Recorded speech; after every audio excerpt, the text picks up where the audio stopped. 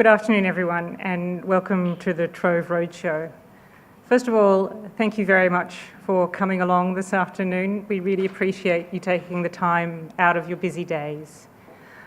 I'd like to begin by acknowledging that this event is held on the traditional lands of the Kulin Nation. I wish to acknowledge them as the traditional owners.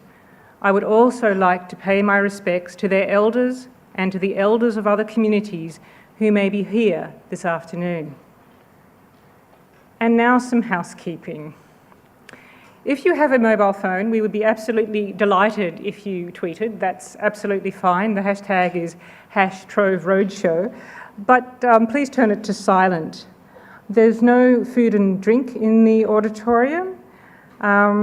Should there be an unlikely event of an emergency, please don't follow me. I will have no idea where I am going.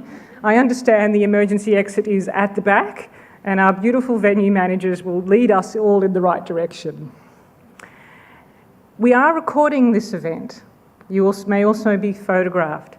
If you have any issues with that, please talk to Louise, who was the lady who greeted you this afternoon, and we'll see what we can do. At the end of these roadshows, this series of roadshows, these PowerPoints and a copy of this afternoon's recording will be made available on the Trove website. So if you miss anything, it will be available then. The restrooms are across the corridor. This afternoon's format will be an hour of presentation, a 30-minute tea break where we encourage you to actually come and talk to us. Tell us about your collection. And then there's the 30-minute Q&A session, which almost stumped us this morning with a tricky question, but I'm sure this afternoon someone will be able to finally crack us and give us that question that we just can't answer. The Trove team today is being represented by myself, Cathie Oats, and Julie Hickey here in the front row. As I said earlier, we'd love to hear your stories, and they can also be written down on the evaluation forms that were passed out at the beginning of the session. Please do fill those in. It's actually our very first go at doing something like a Trove Roadshow, so we'd very much like to know how we do. Please enjoy this session, and we do hope that you learn a little bit more about sharing your collections.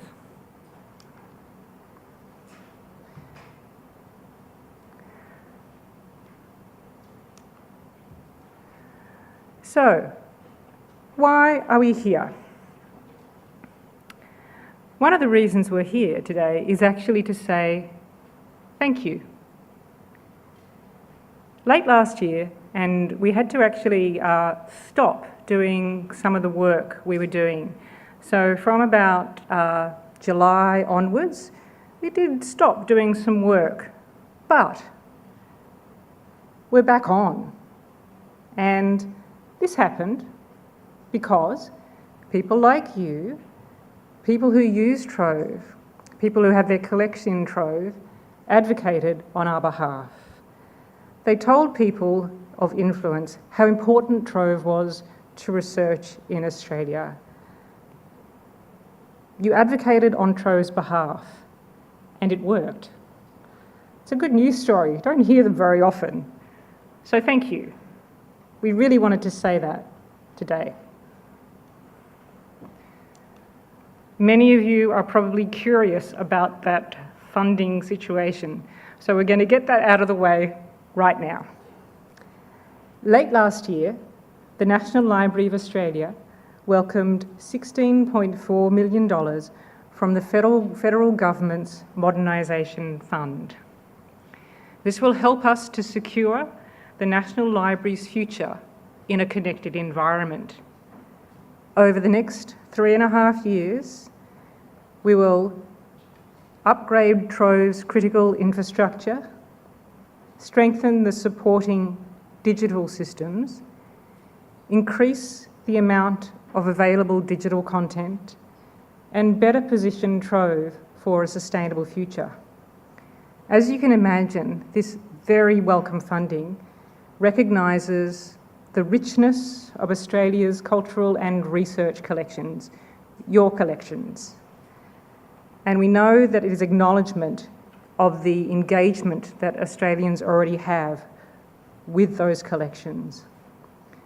The funding for Trove to work with our smaller content partners, and I'll explain this in more detail later in the session, is set to continue until 30th of June 2020. And for our larger organisations, it will continue until the 30th of June 2018. At the end of this period of time, the National Library will have transitioned to a new business model. Contributors will be asked to partner in a nationwide approach to sustaining the digital systems, infrastructure and technology that supports services such as Trove. The National Library will work to ensure Trove's stability beyond the funding period, and we're actually consulting with peak bodies on options over the next few years. It's likely that a membership model based on the structure in Libraries Australia will be introduced.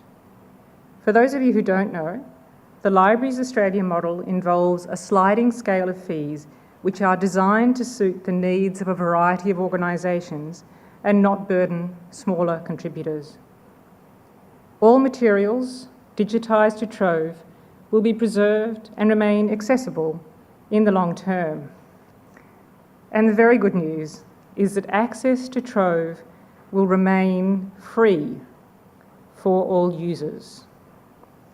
But now that I've covered that, here's what we're going to talk about over the next hour. What is Trove?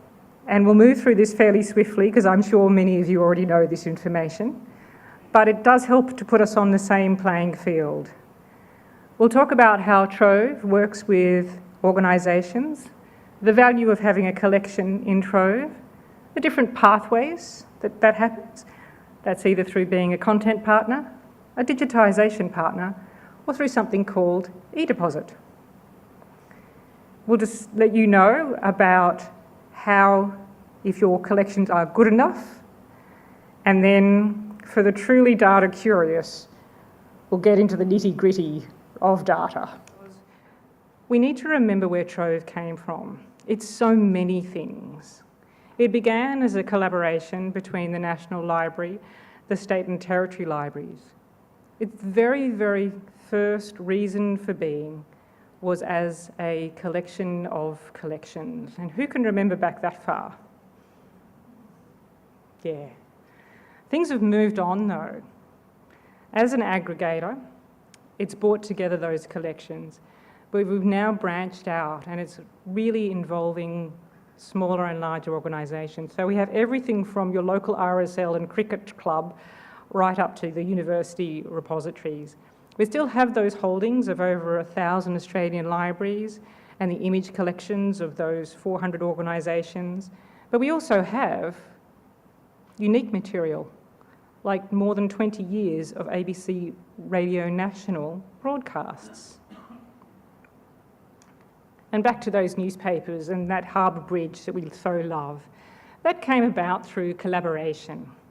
For more than a decade, the state and territory libraries and the National Library have gotten together and pooled their money. They looked at what was being used in their reading rooms, what newspapers were looking at on microfilm, and they pooled their money, so they digitised this material into one platform. So Australians have a single place to look for digitised newspapers. And there was enormous efficiency in that approach. Millions more pages were digitised than if everyone had gone off and done their own thing. A bit later on, other people joined that endeavour, and the local public libraries and historical societies and other community groups came along, wanting their local newspaper added in. And when they came up with the funding, that's all that was needed. Their papers got added in as well. And as I said, we've now moved beyond digitised newspapers and into colour. Beautiful, beautiful journal colour. This is an image of the bushfire bulletin, which we've digitised in partnership with the Rural Fire Service. It's akin to using a journal, and you can actually flip through the pages and you can zoom in. And something like this is a really important record because it says there was a fire here X number of years ago. This was the number of years since there has been a fire. So it's actually being used in very, very interesting ways because it's all there, fully text searchable.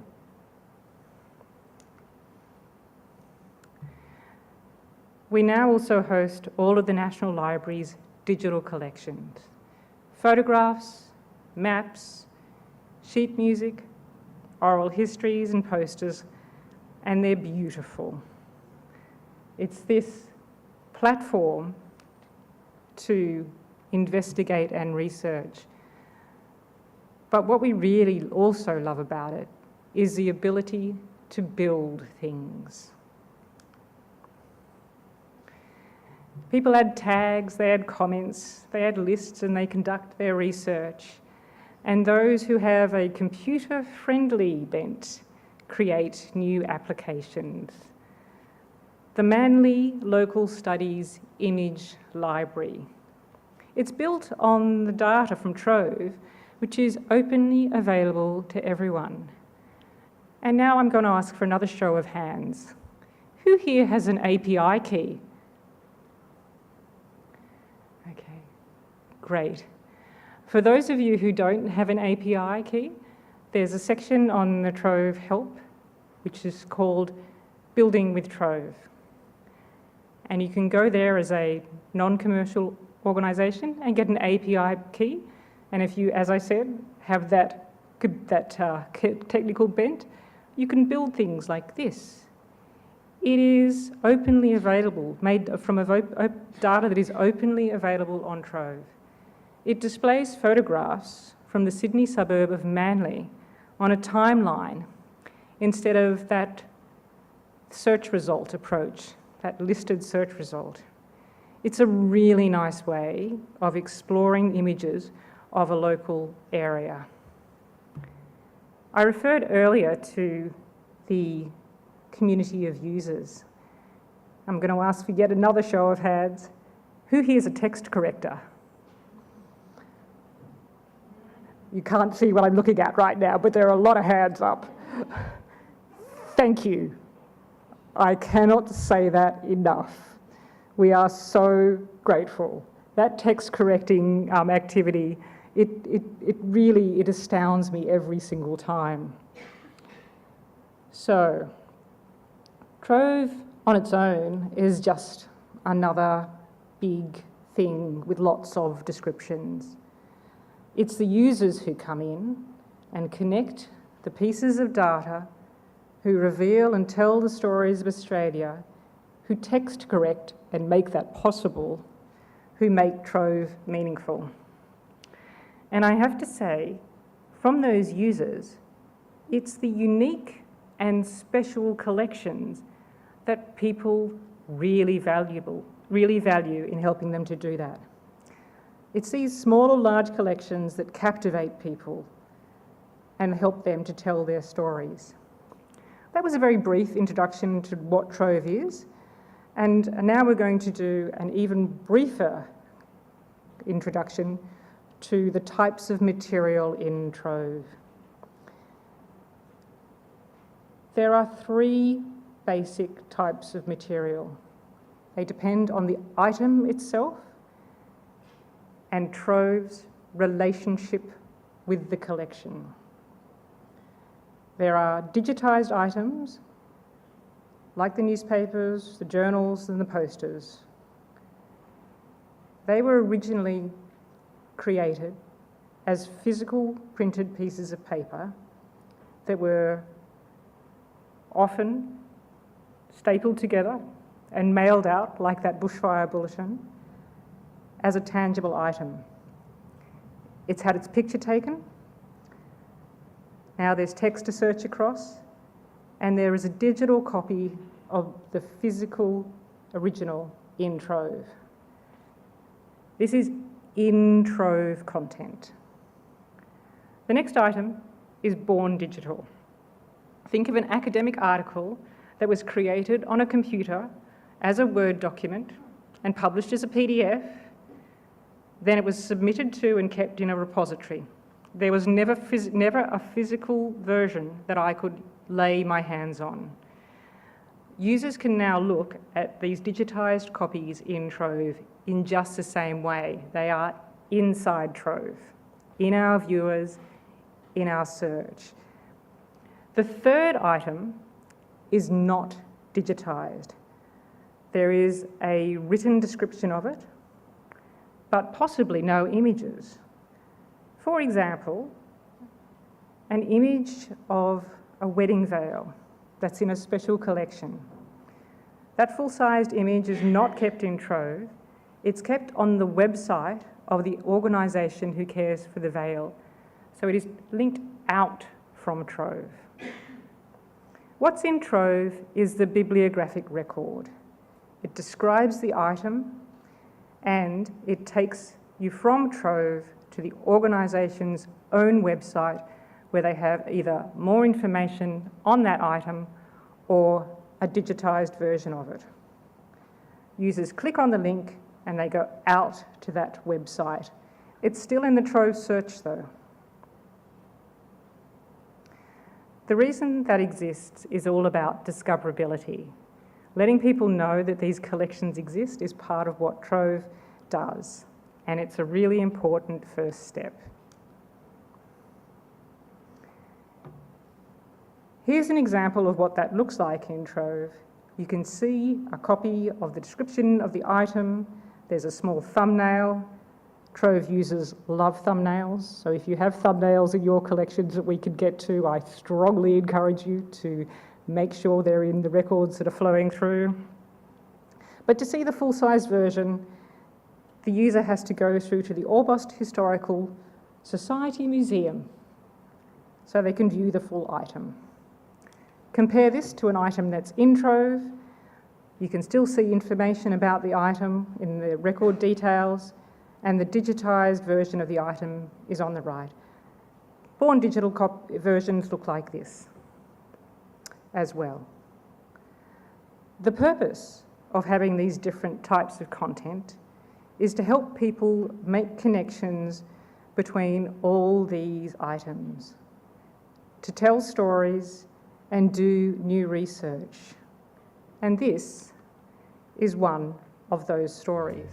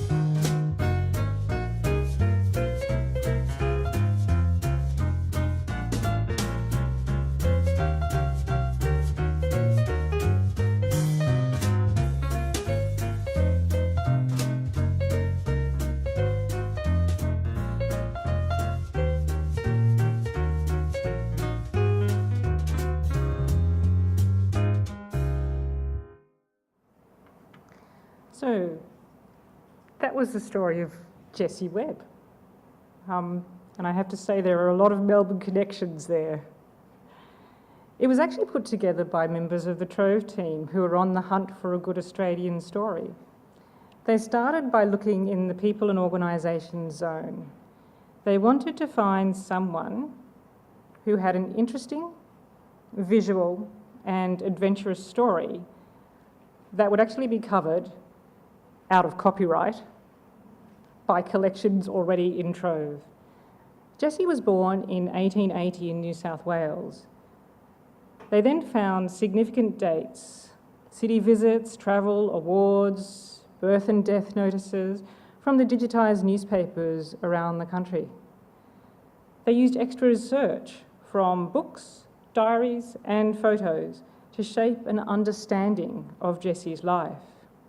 This included a published book on Jessie's Cape Town to Cairo trip, information from her diary about her travels, and photos of each location, such as the sketches of Ellerslie Station. They filled in extra surrounding facts from a state library, a university archive, and a museum collection, all from different parts of the country. So let me talk a little bit about Trove's value to you. Trove is visited by more than 60,000 people every day, looking to construct stories about their own Jessie Webbs. The internet is huge and it is growing at an exponential rate. Even with the best designed website in the world, it can be hard for search engines to find your site because you're a tiny needle in a very, very big haystack. Trove is indexed by all the major search engines. It is trusted as an authoritative source and it ranks really, really highly. There are now people who are doing Australian research who simply start in Trove. They may not know that your organisation or collection exists, but they'll look for information in Trove. Being in Trove helps users find the items in the collection they want, and when they click through to view that item on your website, they're likely to stay and look around and find out more related items in your collections. This is a great way for you to attract new audiences. And this is what Trove does. It provides context. Your collections are discovered alongside the records of nearly 1,200 libraries, university repositories, museums and government departments. But we know that statistics are really important. For some organisations, they're required for regular reporting. For others, it's actually helpful in order to justify the staff time spent making sure items are appearing in Trove. At the moment, we're actually doing a lot of thinking about statistical reporting and what you need. There's some information we can give you at the moment, and there's some we can't. Here's what's available at the moment. You can get the number of items you've put into Trove. These are broken down by collection, where you've asked us to tag them separately. So in this ANU example, you can see that its archives program has contributed 2,000 records to Trove. The University Library has contributed over 1 million, and the Institutional Repository has contributed 100,000. And second from the bottom, you can see that Research Data, via ANS, has 61 records data sets in this case. So Trove can tell you quite a bit about yourself and help to bring together data from disparate systems in one organisation into one experience. But my request is today, on the evaluation form, if you have specific statistics that would be useful for you, can you please tell us what they are? because we've had very specific feedback from some sectors about what statistics are useful to them and absolutely none from others, and we do want to get it right. Other statistics that we can give you are clicks on external links. These are broken down by subdomain. So, in continuing that ANU example, you can see how many people click through from Trove to each ANU subdomain during the month of March. Not bad. 1,784, 785, 872, but look at those cumulative numbers. That's where it starts to get quite interesting. So those were broken down by subdomain. If you use handles, Trove is able to break down how many people accessing your handle prefix. And here's one for the stats gathering experts. If you've contributed to the digitisation of a newspaper and you want to know how many articles have been corrected, you can type #corrections. Use the facets on the left to limit to your publication and click search. Voila! The Australian Women's Weekly has 52,852 articles with a correction. You can do something similar to find out how many items have a tag or how many items have comments. So there's that engagement activity coming back to you. And tags and comments are in most Trove zones. So you can search for how many tags have been added to just my collections in Trove. We hope that was some useful hints and tips for you. And this is a plug to help us help you. Museum Victoria, who are here this afternoon, are one of our most popular content partners. Trove often features near the top of their referring partners. Mid to late 2015, we realised the link between Museum Victoria and Trove wasn't working. They had a system upgrade, and we didn't yet have the technology to work with their new API. The result was a whole lot of broken links in Trove. Users would find the record they want, but they couldn't go anywhere, and their referrals noticeably dropped off. You can see that in the stats from April, there were only 913 referrals from Trove to Museums Victoria. And then, hurrah, we got our system working together again, and the referrals jump to 3,221. And they grow again in June and July. Once the links were fixed, Trove was back up near the top of their referring site, and I've heard we're second to Facebook. Not going to go there. It does represent an increase in the traffic that Trove is referring to your collections. So, they told us that people use Trove as a destination to do their research. They search in Trove for information relevant to their interests. Trove works well as an aggregator to expose content from institutions like yours that researchers might otherwise not find. One of the main reasons I'm telling you this, and yet again, I need you to raise your hands. Anyone had a system upgrade recently? You don't want to know how many hands are up. Please tell us.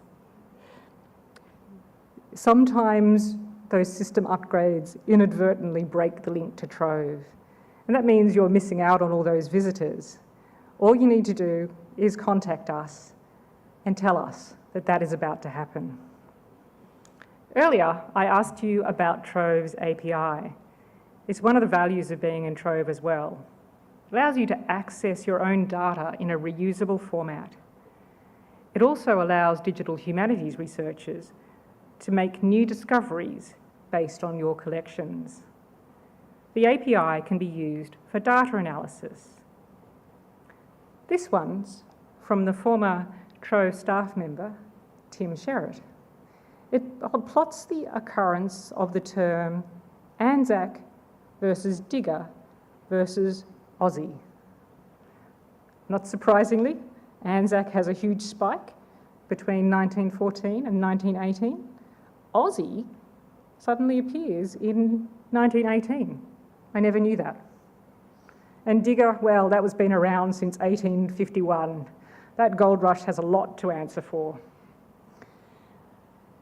This is something that people can use from the Building with Trove platform, and we know that researchers are now doing that. Fiona Fraser at the ANU is researching the history of the musical life of early 20th century Australia, with a particular focus on the Sydney Symphony Orchestra as a modern cultural institution. And doesn't that just sound like fantastic research?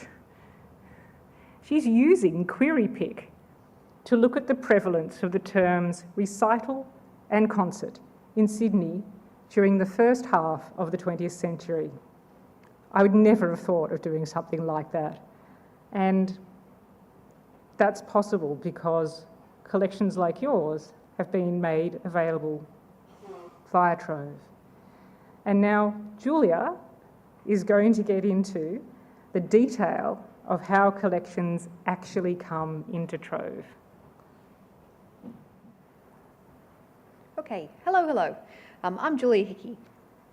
So I'm the data nerd of our duo. So I'm going to talk to you about content partnerships, digitisation partnerships, and e-deposit. So this is how you get stuff into Trove.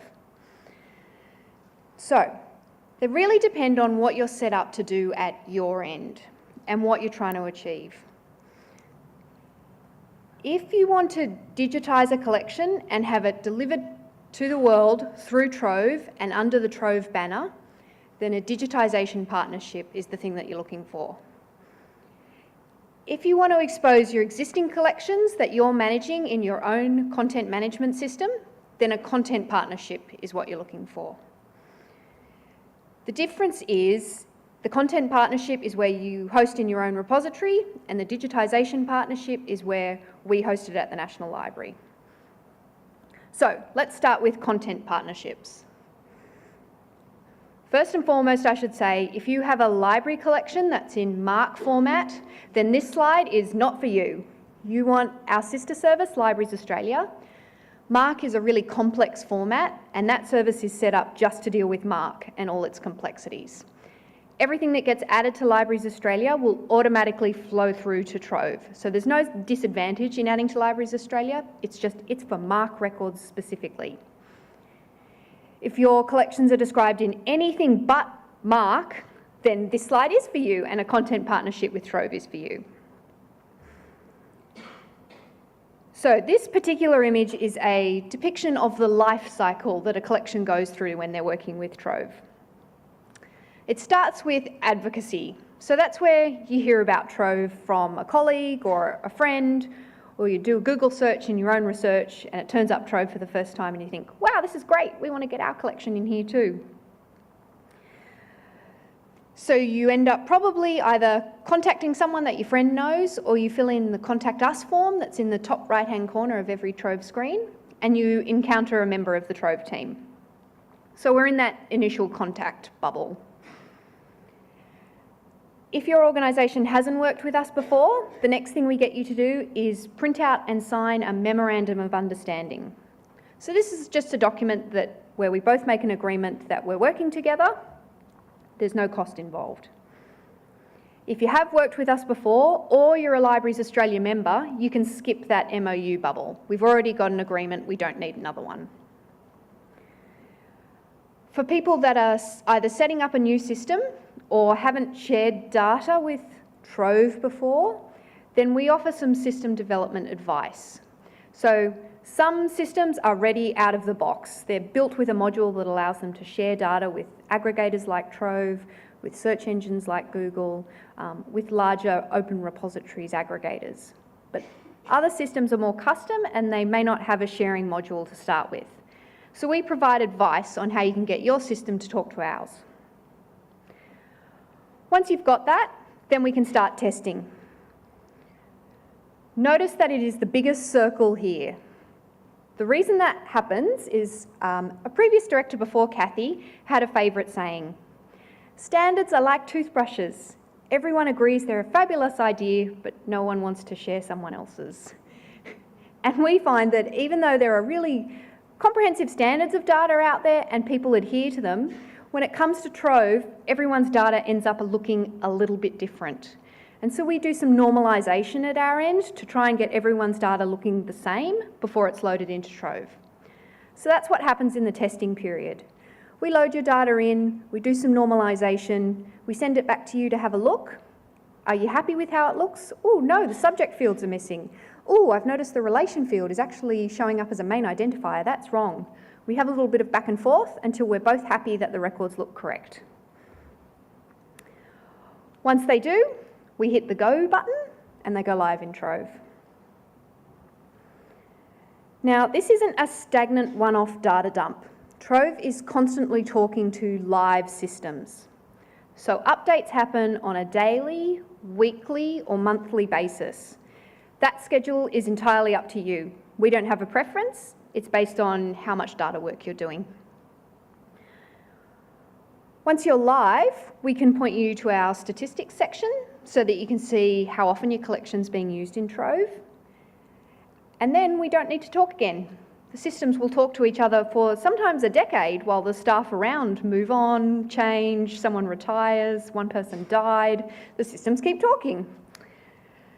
The problem with that is everyone forgets the systems are talking, and when you have an upgrade, things either your collection might disappear, certain fields might disappear, the links might break. So, or you might even actually want to add another collection to Trove in the future. So at that point, the cycle starts again and we start talking to each other again. Now, does anyone remember Picture Australia or Arrow or Music Australia? Yes, a lot of nodding heads. Oh good, we're a seasoned audience. Those predecessors to Trove had really strict data standards and they had a limited number of ways you could connect and give your data to us. So, Open Archives Initiative Protocol for Metadata Harvesting, OAI PMH.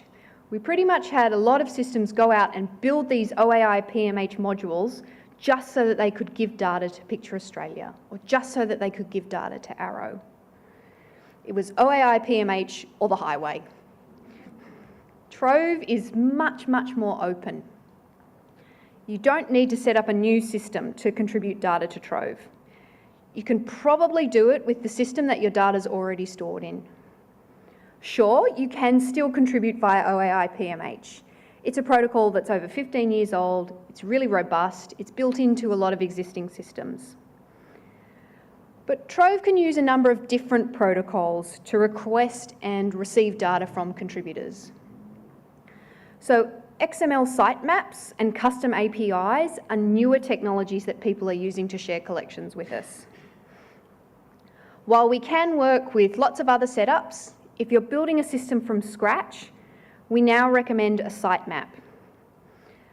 So it provides the ability for Trove to harvest content, but more importantly, it also opens your website up to all the major search engines. If you've not heard of a sitemap before, it's a standard that Google developed about a decade ago. And since then, Bing and Yahoo, all the major search engines have implemented it. It's a way to guide a harvesting robot around your website and to make sure that the bot visits every page that you want to turn up in that search engine. It's basically just a list of all the pages on a website, but they're nicely encoded. Trove use sitemaps in exactly the same way. We try to capture each page identified and at the Trove end, turn it into a metadata record. If a page doesn't have valid data to be turned into a metadata record for Trove, then we just drop it. Services such as Drupal and WordPress either have sitemaps built into them by default, or they usually have some free plugin that will just turn your collection into a sitemap. Now, the reason we recommend sitemaps is they're good, they're generic. They're good for Trove, they're good for search engines, and they're implemented by lots of modern-day systems, which means you don't have to pay a developer to build a custom module just to talk to Trove.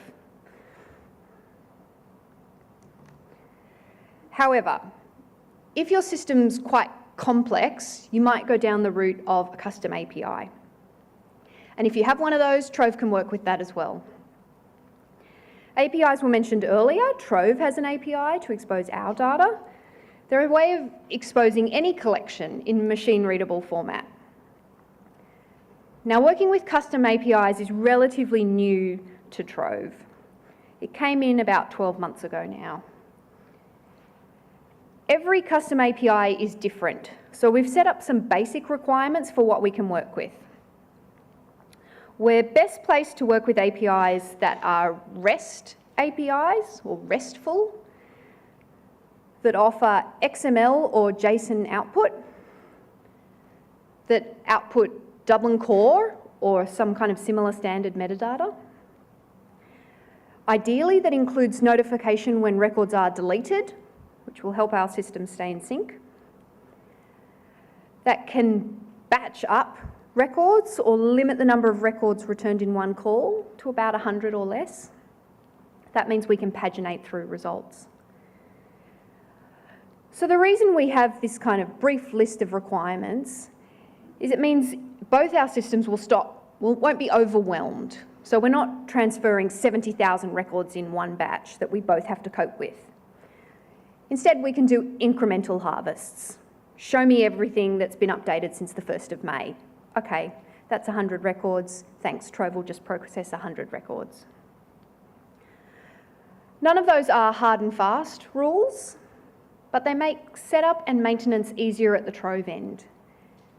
They help us minimise the number of calls to your API and also ensure that Trove and your system stay in sync. Now, to integrate with any custom API requires really specialised work at the Trove end, and it has to be done from scratch for each API. So it can take a little longer than setting up something standard like OAI. We'll also need some of your staff's expertise to get the custom API link working. And you'll need to keep us updated if there are any changes to the API, like a new version or a new address. But it means you won't have to build a new system just to talk to Trove. And that's where we're trying to get to.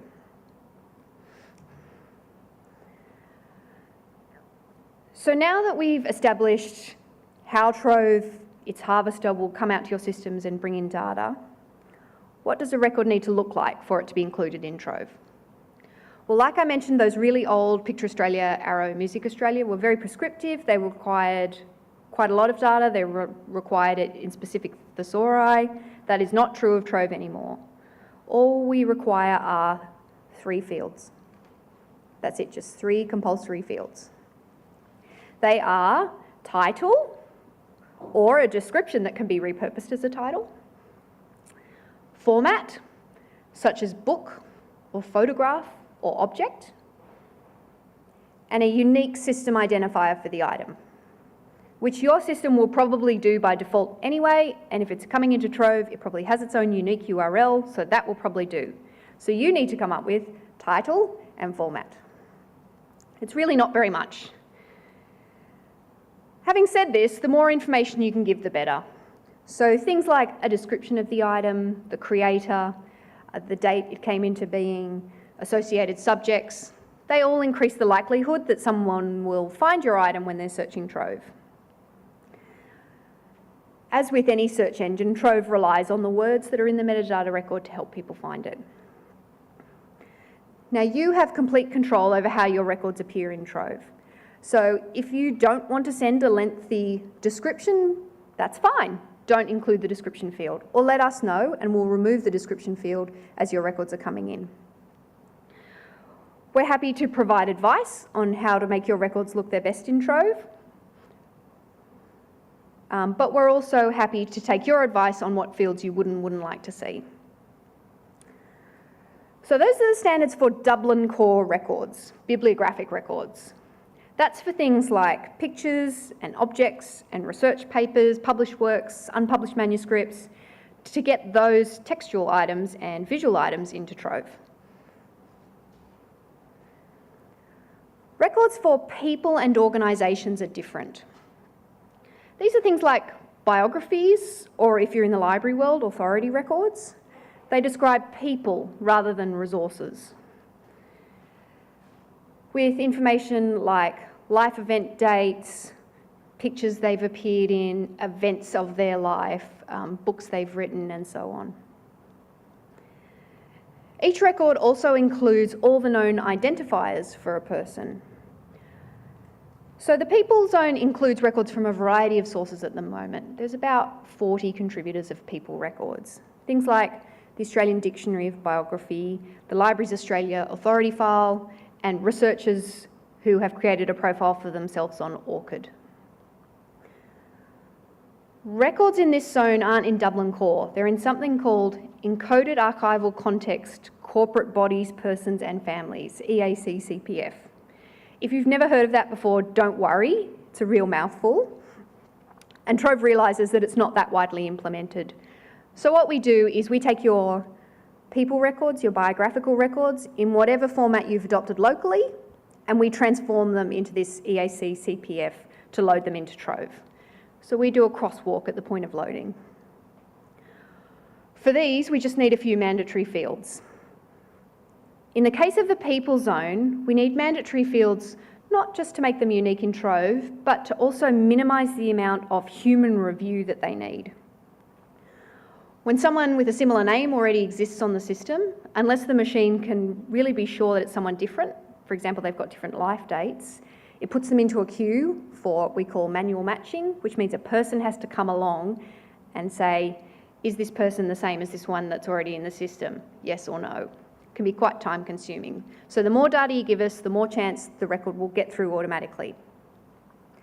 The mandatory fields we require are a name. Doesn't have to be a first name or a surname. We'd prefer those, but we know that IATSIS, who give us a lot of records, have single names for people, so a single name is fine. A from date, if you have one. So for a person, this is a birth date. For an organisation, this is the date it came into being, and just the year is fine. A to date, if you have one. So for a person, that's a death date, and for an organisation, it's the year the company ceased operating. And a record ID. So again, a unique identifier. Your system probably creates one for you.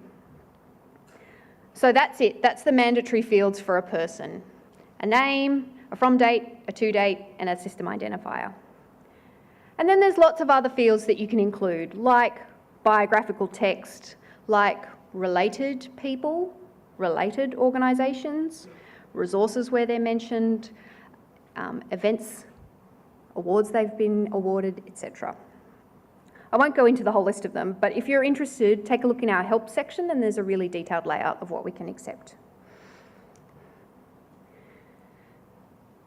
So now you've got your records into Trove. How do you make them stand out?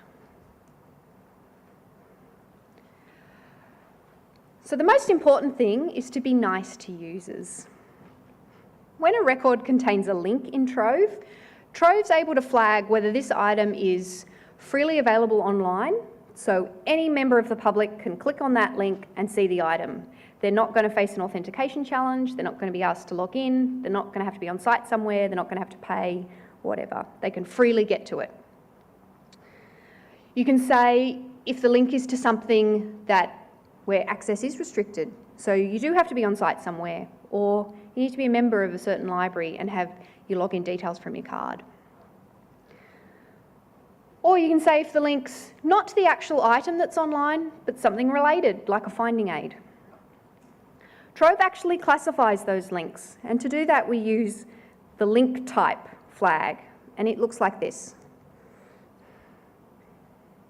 If you've ever wondered why some records have the green View Online tick and others don't, it all comes down to this one link type flag. This flag is powering that green tick or not. Now what happens is, most organisations aren't actually capable of telling us on a record basis what's freely available and what's not. And we want to be kind to those organisations, so we end up giving everything in their collection the green tick. If a record came from a certain repository's thesis set and we know that all those theses are open access, we give everything the green tick. If it came from an era set and we know almost nothing in there is open access, then we tend to give it the related link or restricted link type instead. The problem is that we don't always guess correctly.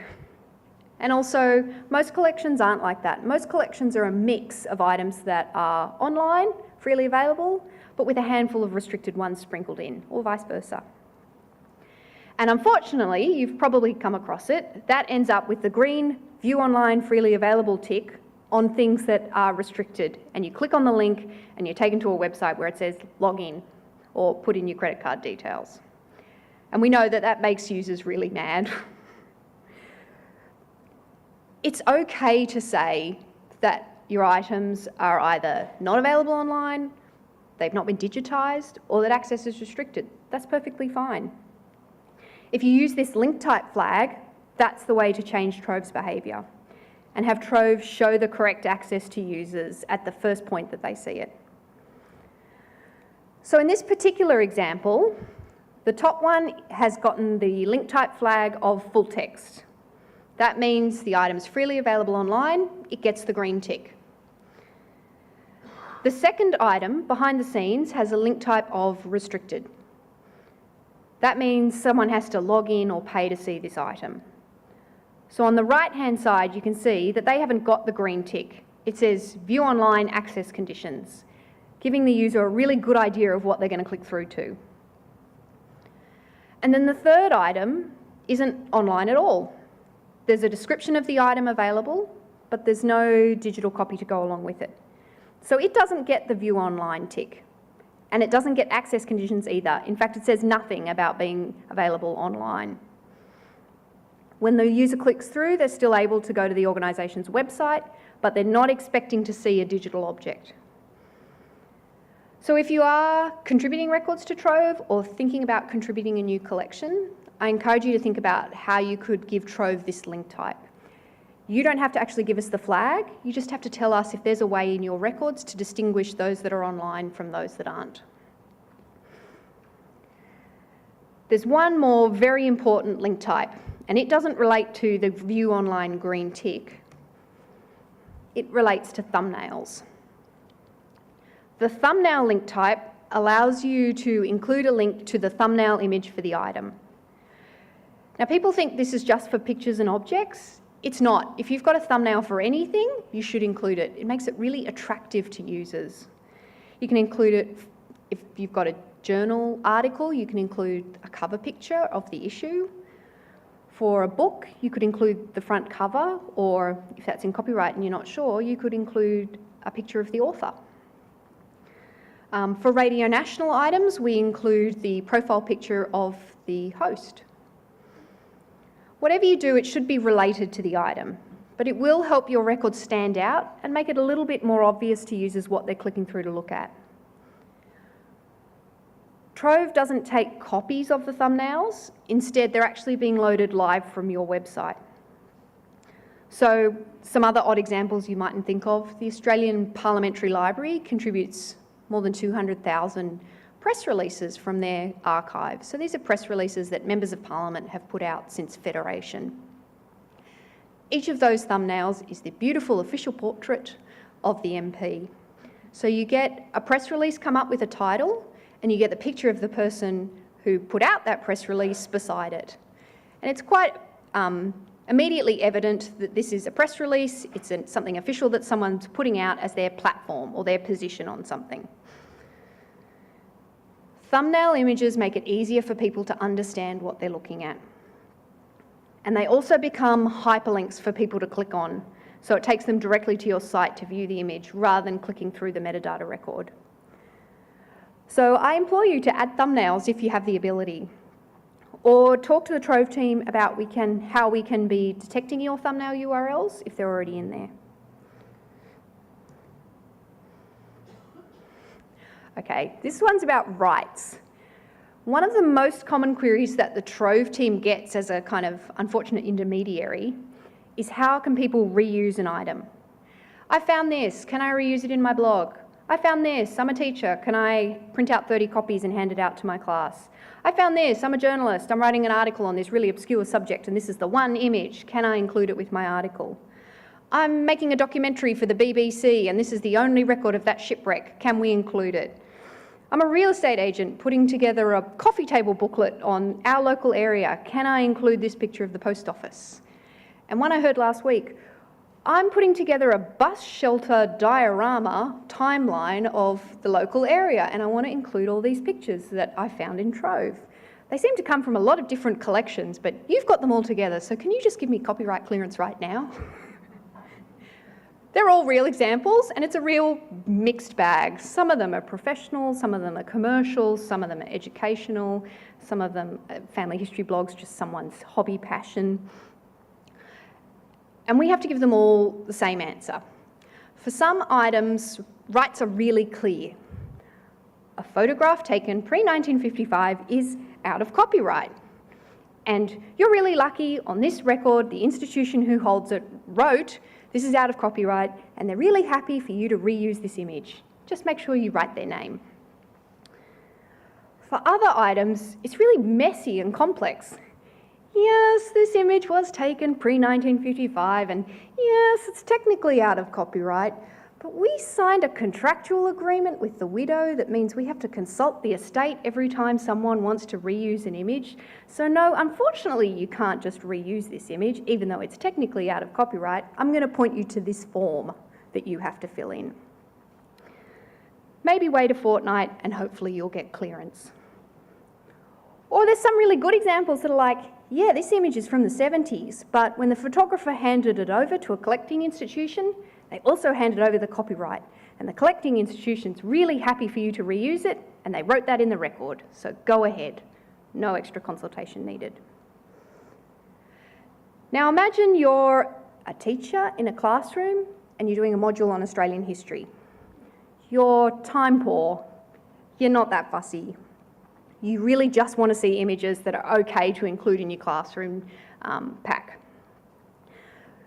Those people need something standard to search across in Trove. Free text statements where you say this image is okay to reuse, they're all right. Something like this item is out of copyright.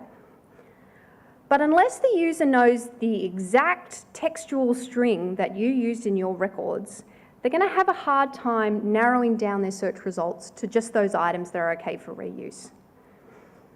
Standardised rights and license statements are much better. We encourage Creative Commons licenses where possible. Things like it's okay to use except where someone's going to make money off your collection. Then a license like CC Attribution Non-Commercial is a good way to go. What we ask is that you make sure you include the URL of that license in the record that you give to Trove. It's actually the URL that allows us to provide a standard search tool. And it's that that will help the teacher find the items that are okay for them to reuse. Now, we love Creative Commons, but realistically, it can't actually be used in a lot of galleries, libraries, archives, museum material. And if Creative Commons doesn't suit, then a project that DPLA and Europeana launched last year might. Something called rightstatements.org. It's 11 or 12 standardised rights statements. 9 of them are applicable in Australia. They say very basic things like item in copyright with a licence that's okay for educational reuse. So in copyright, education okay. Like Creative Commons, they have a standard set of published words that users can understand. And they also have a standard set of URLs that a machine like Trove can understand. So if you can add rights statements to your records, we really encourage it. And if you need some advice, you're welcome to contact the Trove team and discuss it. Text is pretty good, but something like rightstatements.org is even better. That lets the teacher search Trove and find records that are okay to use in the classroom. The thing users really don't like is a blanket, this item's in copyright, you must contact us before doing anything with this image on every single record. because that teacher likely won't contact you, even if it's the perfect image. They'll just move on to something that's almost as good and is more obvious they can reuse. It's less fuss. And that means that you've missed out on your collection being used and exposed and having people talk about what a good collection it is. Okay, this is a power slide for metadata managers. If you recognise any of these acronyms, you should be giving us this data. If this looks like gobbledygook to you, don't worry, this slide's not for you. Just briefly, if you keep DOIs, digital object identifiers, for either newly published research or digitised objects, please give them to us. They're persistent, they're good for uniquely identifying objects, but Trove also uses them to do further enrichment. So we take the DOIs, we do some lookup on ORCID, we say, is there an Australian researcher related to this publication? ORCID says yes, we download their biography into the People Zone. So that's an automated process. Which brings us on to ORCIDs. If you have ORCIDs in your publication records or you have people records that include ORCIDs, please pass them on to us. If they're in the publication records, we'll automatically download that person's biography into the People Zone. If they're in the people records, that's fantastic. It does some extra machine linking without a human having to be involved. And we know that ORCID's being integrated into most research workflows in Australia at this stage. ISBNs have been around for a really long time, International Standardised Book Number, pretty self-explanatory for a whole book, but if you also keep book chapters in your repository, include the ISBN in the record you give to Trove, and this will allow us to link the book chapter to the record for the actual book. So if the book chapter itself is not accessible in your repository, we can point people to the libraries that hold a copy so they can get their hands on it and have a look. ISSNs are the same kind of thing as an ISBN, but for serials. We do that same kind of linking. If we have an article description and we have an ISSN, we can point people to the journal holdings in libraries. That final one should actually say NISO ALI, NISO Access and License Indicators. If you've heard of the free to read and license ref tags, these got released, I think 2 years ago now. You can include them in your data to say whether this item's open access or not. So this is the standardised global version of the link type flag. Trove's link type flag was invented by us to get around the fact that this kind of standard hasn't been invented yet. Now it has, so if you're able to give us the standard data, that's even better. Those last access and license indicators also allow you to include embargo dates and the URL of any standard license agreement. So if you're interested in any of those bits of data, the Trove Help can give you more information on what format they need to be in, or you're really welcome to come talk to me at the break. The final thing I'm going to discuss on the content partners front is system upgrades. We all do it. We upgrade, we change, we make small tweaks, we take in big new data sets. Something changes in our system. And when you do an upgrade in Trove, when you do an upgrade to your own system, if you could add Trove to your list of considerations, that would be fantastic. Otherwise, issues like this one will happen. So an organisation who shall remain nameless upgraded their system and didn't tell us. And we didn't notice because the link didn't actually break. They just changed their data format enough that the field where we were looking for a title had a new name. The field where the link was had a new name.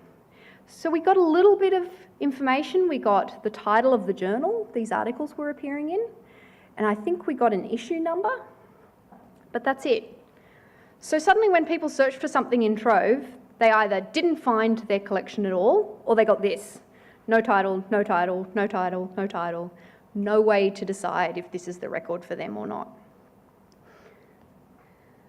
So that makes the records pretty useless. Now, luckily, someone discovered this, pointed it out to us, and we went and fixed the link. We noticed they had a new data format, we got in contact with them, and we both made some changes. But depending on the changes you make when you upgrade or make a change to your system, we actually could lose anything. Obviously, things like title and link to the object have the most impact, but loss of any data that was previously contributed is not a good thing. Something as simple as changing where your thumbnails are stored will mean that your thumbnails don't show in Trove anymore. And if a user comes along remembering having seen a thumbnail that was bright blue, and now they see the words but no thumbnail that was bright blue, they may not click on that link anymore. They may think that record is gone. So if you make any changes at your end, please do let us know. Any upgrade, any moving things around servers, any new fields, just drop us a quick email and we'll make sure that everything continues to work properly. All right, at this stage, your stuff's in Trove. It looks great. So how can you, the collection manager, find it all? Well, luckily, this process isn't too complicated. It's a matter of going to our advanced search page. If you go to the bottom, there's a libraries section. Now, that's left over from the very beginning of Trove. It really should say libraries, galleries, archives, museums, government departments, universities, RSL clubs, cricket clubs. Basically, it should say organisation names. You can limit your search to just items from your organisation by typing your organisation name into this box. So in this example, we're searching on the Australian National University, the ANU. So you can limit your search to everything from the ANU by ticking that top box next to Australian National University, or you can limit to any of those sub-collections, like just show me things from the ANU Archives program by ticking the box next to the ANU Archives program. That's the advanced search screen and it's available in almost every zone, so you can also do it limited to format.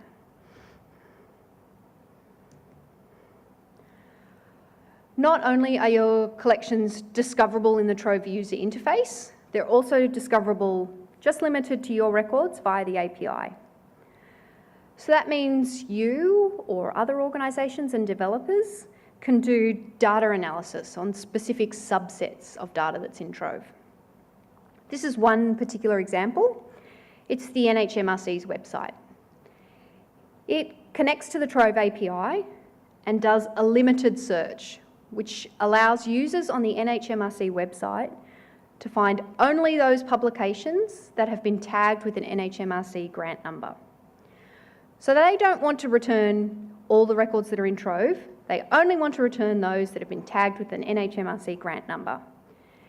This API allows them to do that query in the background without telling the user about it, and then display the results in their own website.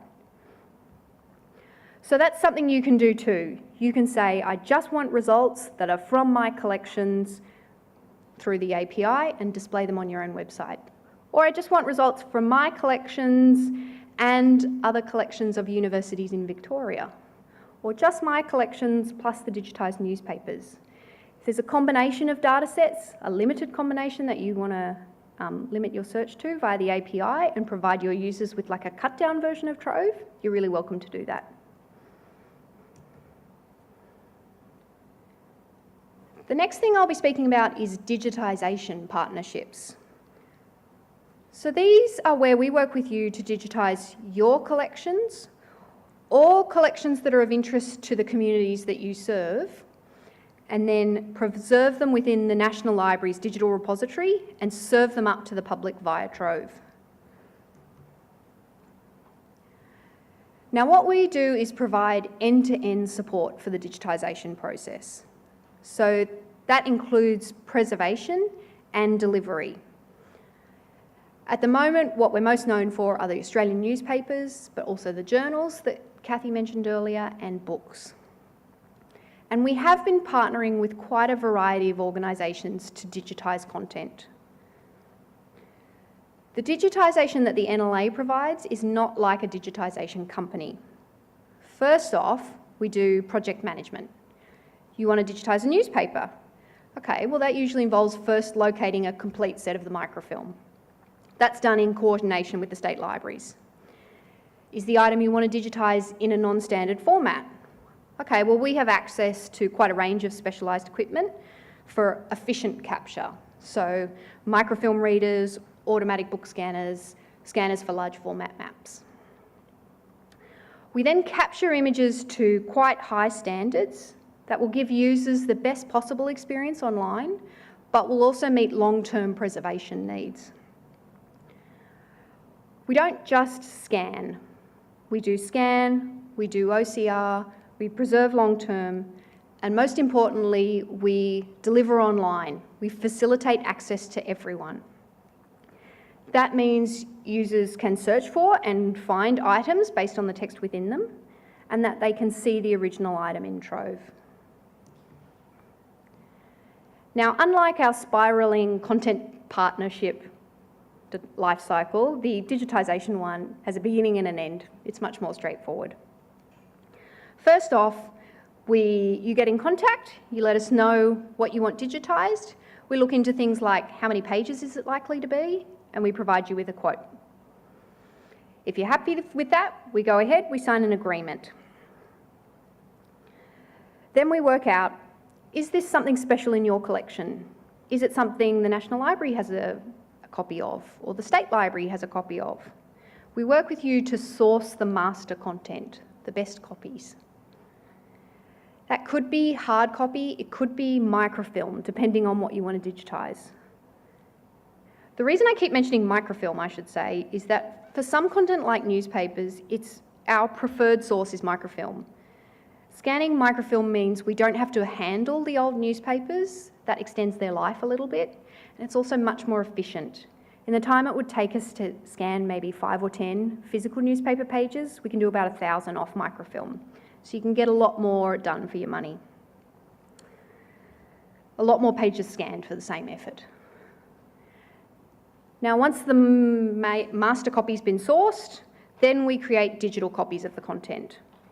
For textual material, we branch off. We do optical character recognition so that the text can be searched by users at a later date. And we do some quality assurance. So we make sure that the image is the right way up, the colours are exactly correct, things like that. And then we make it available for discovery and delivery through Trove. This is a great example of one of those partnerships.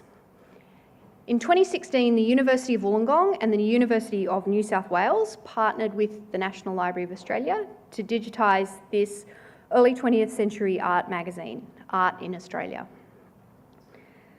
For this particular project, the university supplied the digital images that had been digitised to the National Library's really high standards from the copies of the journals that they held in their own collections.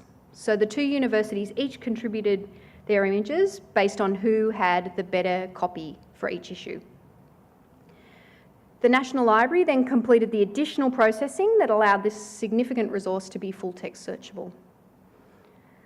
So overall, the project took about 3 months, and there are now almost 10,000 pages from this journal searchable in Trove. So that means any member of the public can come and use them. Now, this is a collaborative project. It was the University of Wollongong, University of New South Wales, and the National Library of Australia working together to make it searchable. It means that researchers at all those institutions now have access to this journal, but as a byproduct, so does every member of the general public. So it's a win-win-win all around.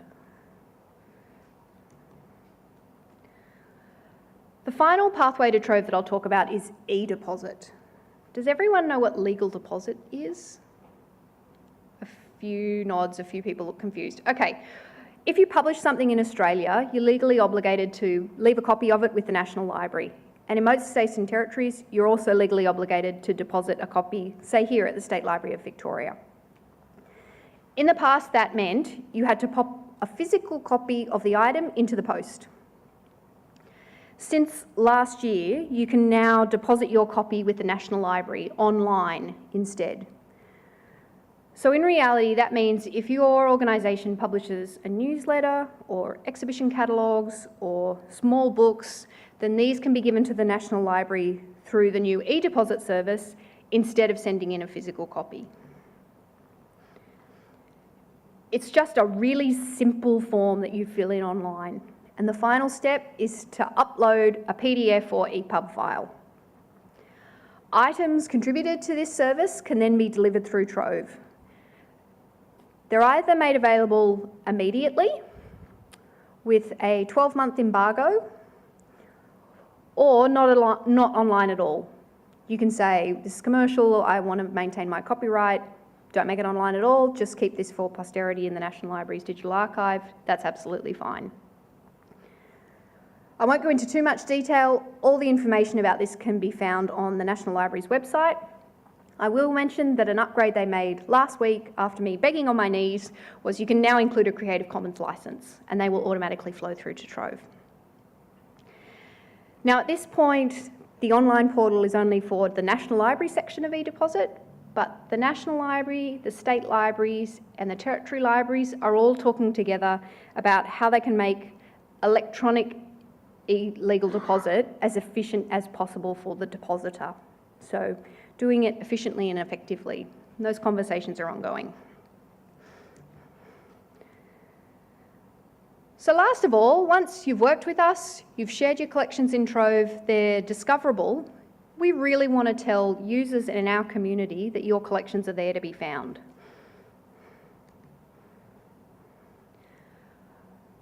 We know our community are always looking for new collections, but we want those communities that you already have to know you're in Trove, but we want new communities to know you exist. So the way we do that is we share stories. We tell how a collection has impacted on a certain community by being available. We want to inspire and delight and recognise the contribution that other organisations make to keep Trove what it is, and to report on the success of those partnerships with our broader community. So if you have a significant story to share with us, we always welcome guest blog posts. Please do get in touch. That's the Trove team. It's not very big, we're a little bit lame, we're all trying to make a Trove T sign. As you've heard today, there are quite a few different functions that Trove has. So here are the contact details if you're interested in content partnerships or digitisation partnerships, or if you want to get in touch with us on social media. And if you've got a really valuable collection item that's discoverable in Trove and you're promoting it on social media, let us know. We're really happy to retweet or share it on Facebook. And if that's too much to take down, in the top right-hand corner of every screen in Trove, there is a Contact Us link. That form will be answered by one of the people in this picture. You're not like going into some bowel of the National Library, someone who's never heard of Trove. That link goes straight to our team. So if you've got any questions, fill it in. That's the best way to get in contact with us. I'm going to leave this one up over afternoon tea. This is a list of resources that you might find useful. Now we're going to break. We're going to have afternoon tea in the foyer. I could really use a cuppa. We'll be back in 30 minutes for a Q&A session, and that will be your chance to stump Cathie and I, if you're of that bent, or ask us a question about how you can get your collection into Trove, how you can get a digitisation partnership going, or any question that you have about Trove. So please help yourself to the refreshments back here in 30 minutes.